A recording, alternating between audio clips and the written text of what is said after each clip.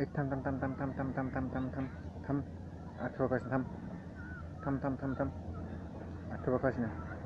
কেন থোকা খাবো না? আমার বিয়ে আমি থোকা খাবো না? আরে থাম, খাবি পরে। না না, এখনই খাবো। থোকা খাও।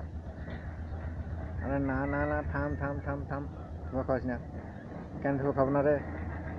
তোর যার সঙ্গে বিয়ে ঠিক হয়েছিল সে পালালছে অন্য ছেলের সঙ্গে। হ্যাঁ